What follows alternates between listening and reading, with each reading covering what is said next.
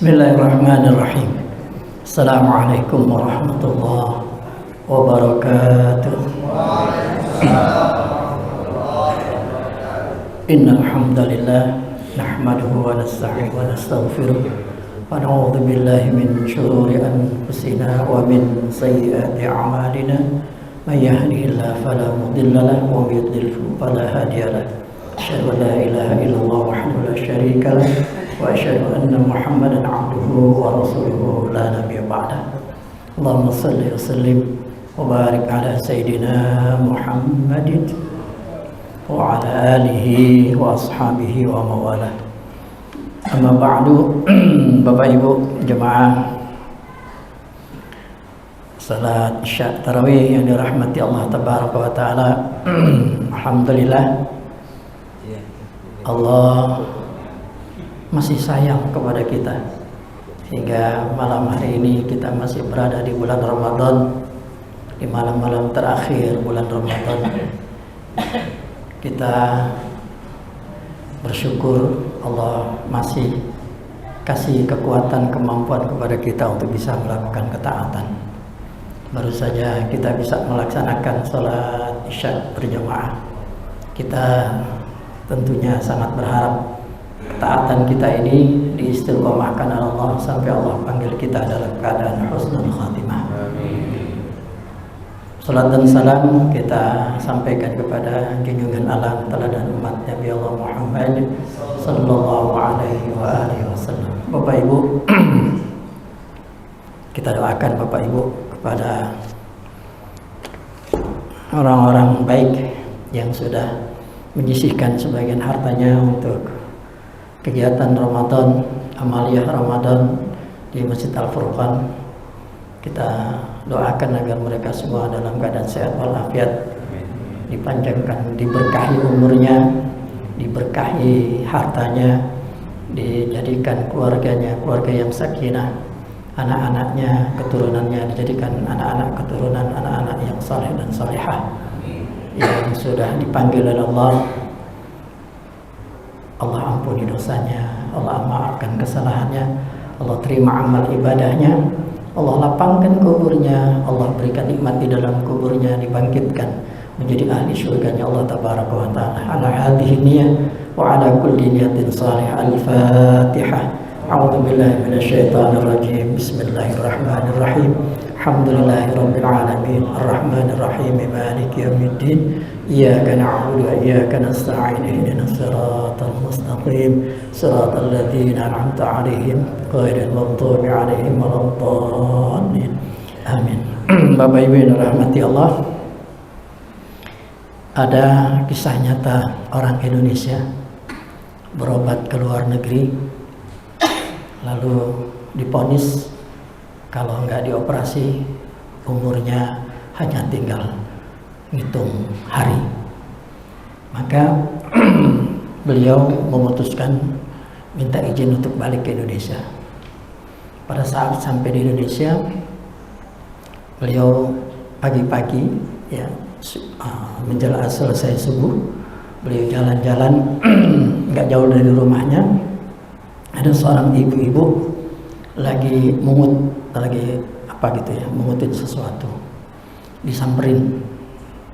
Pada saat disamperin, dilihat ibu lagi ngapain? Ini saya lagi ngambilin apa namanya, sisa-sisa daging ya. Jadi itu apa namanya sih, kayak semacam, bukannya pabrik, jadi kayak pemotongan hewan gitu ya. Jadi tulang-tulangnya itu dibuang karena daging udah diambil, dibuang, lalu dia yang mungutin ya. Orang ini ngeliatin lalu ditanya, ibu kenapa sampai seperti ini? Maaf Pak, karena saya ingin memberikan makan yang ada gizinya sedikit gitu ya. Kan kalau tulang ada daging-dagingnya dikit, direbus kan ada gizi juga ya. Si bapak ini langsung apa namanya ya, terenyuh lah gitu. Lalu kalau gitu ibu nggak usah ngambil ini ya. biar nanti saya ngomong sama yang punya anggapnya pabrik gitu ya. Lalu didatengin, panggil bosnya, lalu dia mengatakan, ini tolong ibu ini setiap hari kasih dia daging, kirimin ke rumahnya, ini uangnya. Lalu bapak ini pun menyuruh ibu ini udah nggak usah ngambil lagi bekas tulang-tulang yang dagingnya sudah diambil seperti itu. Saya sudah minta agar nanti setiap hari dikirimin, ibu akan dikirimin daging ke rumah. Lalu orang ini pun balik lagi ke untuk berobat, karena memang sudah divonis harus operasi, kalau tidak akan lebih parah. Dioperasi pun itu umurnya divonis sama dokter tinggal menghitung hari. Maka berangkat ya, berobat lagi. Sesampainya di sana, setelah pemeriksaan ini itu dan segala macam, biasa kan kalau mau operasi periksa ini periksa itu segala macam gitu. Setelah diperiksa, akhirnya dokter memutuskan, Bapak kok bisa seperti ini? Memangnya kenapa dok? Iya, ini hasil pemeriksaan, ternyata semuanya bagus dan Bapak nggak perlu dioperasi dan Bapak sudah sembuh. Subhanallah. Ini kisah nyata Bapak Ibu. Jadi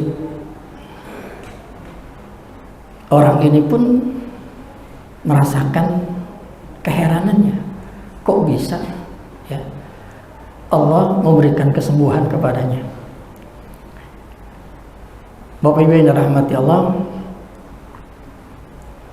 Imam Abu Dawud, At-Tabrani, Tirmidzi, hadis ini ada di Jami'us Sahih Imam Al-Albani nomor 3358. Rasulullah SAW bersabda, "Dawu mardakum bis sadaqah." Obati orang-orang yang sakit di antara kalian dengan sedekah. Obati orang-orang yang sakit di antara kalian dengan sedekah. Saya jadi ingat Pak Abdul Halim, mertuanya almarhum Pak Naisin. Beliau divonis mau dipotong jarinya ya paling, diamputasi karena gulanya begitu tinggi dan nanti bakal menyebar. Pak Halim ingat tentang hadis ini, dawu mardakum bis sadaqah, obati orang-orang yang sakit di antara kalian dengan sedekah, kata Rasulullah. Lalu Pak Halim pun ngumpulin anak yatim, ya, sedekah dengan anak yatim, minta doanya anak yatim. Balik lagi ke rumah sakit, ternyata dokter periksa ini periksa itu, wah ini nggak perlu lagi dioperasi lagi, nggak perlu diamputasi, sudah bagus. Ini kisah nyata Bapak Ibu, orangnya ada, bukan bohong-bohongan.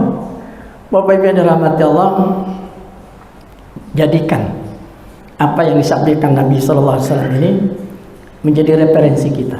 Jadi kalau kita merasakan ada sesuatu yang sakit dalam diri kita, sakit badankah atau sakit rohanikah, maka dawu mardakum bis sadaqah, obati orang-orang yang sakit di antara kalian dengan sedekah.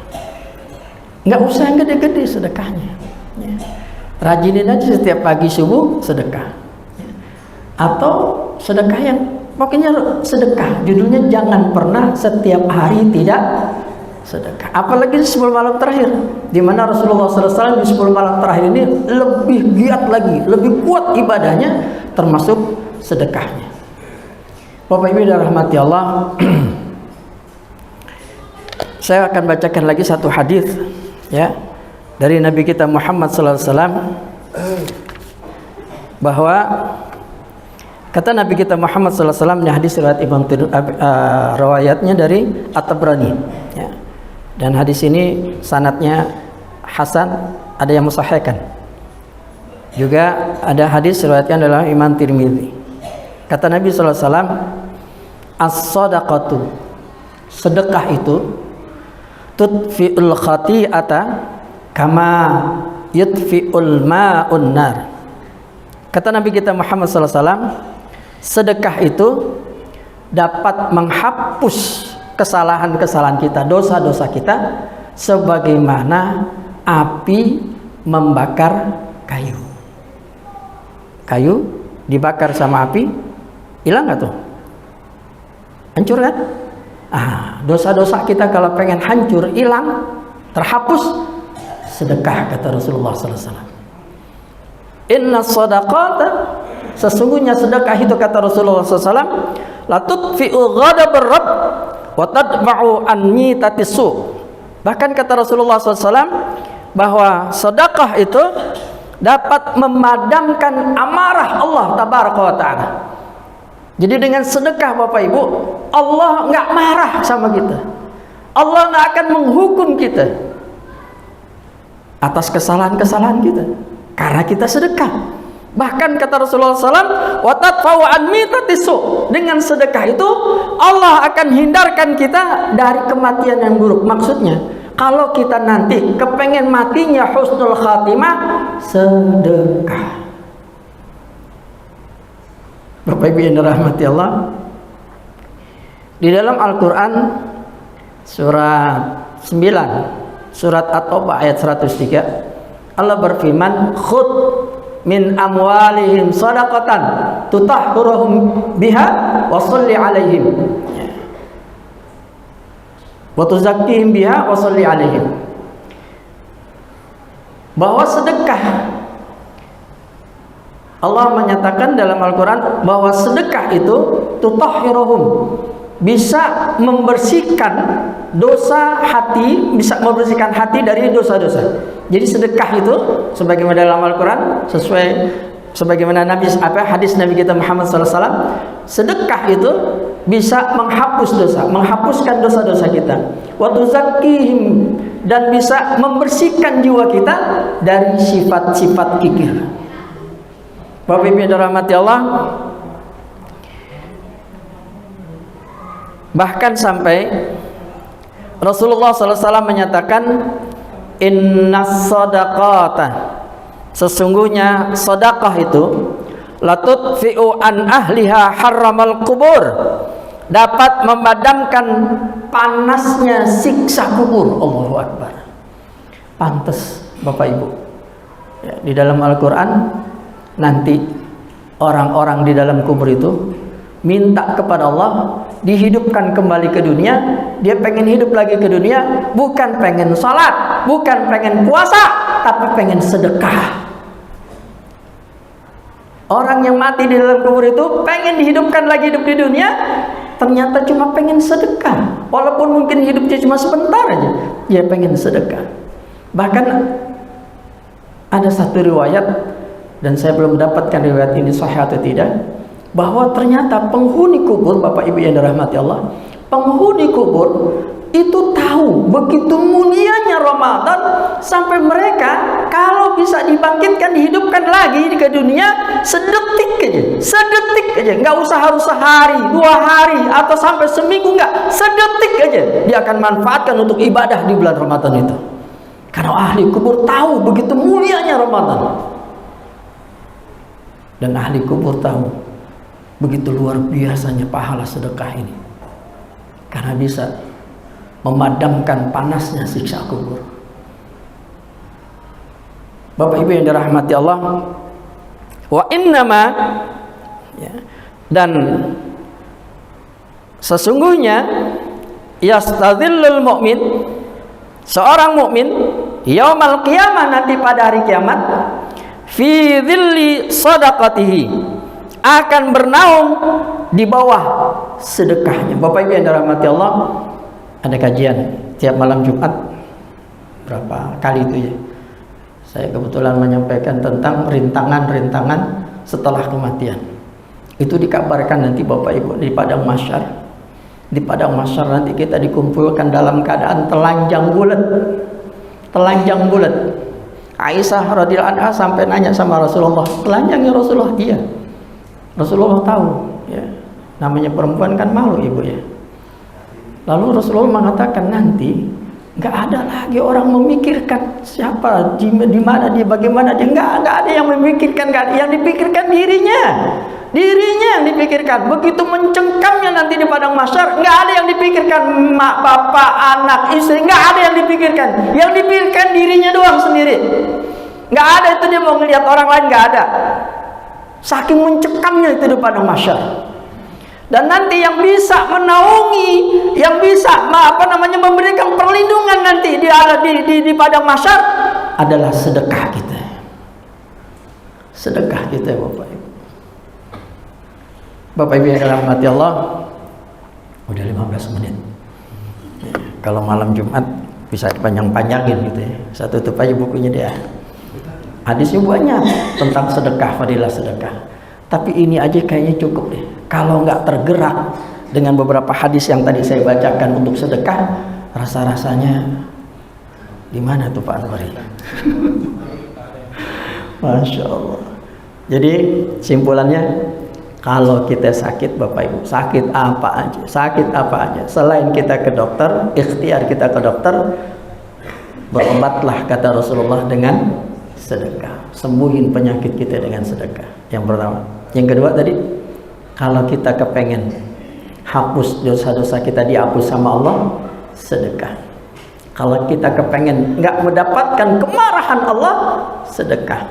Kalau kita kepengen dibebaskan nanti dari siksa kubur, panasnya siksa kubur, sedekah. Kalau kita kepengen nanti pada hari kiamat mendapatkan naungan, sedekah. Bapak Ibu yang dirahmati Allah, rasanya ini aja dulu yang bisa saya sampaikan. Mudah-mudahan termotivasi kita semua. Mulai hari ini, detik ini, ayo jangan pelit ya. Ayo kita sedekah semampu kita. Bahkan kata Rasulullah, sedekah yang paling utama adalah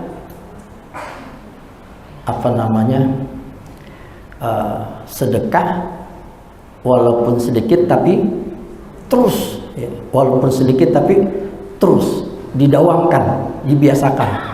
Contoh misalnya sedekah subuh, walaupun mungkin cuma 5.000 atau mungkin cuma 10.000, tapi setiap subuh sedekah, setiap subuh sedekah, setiap subuh sedekah.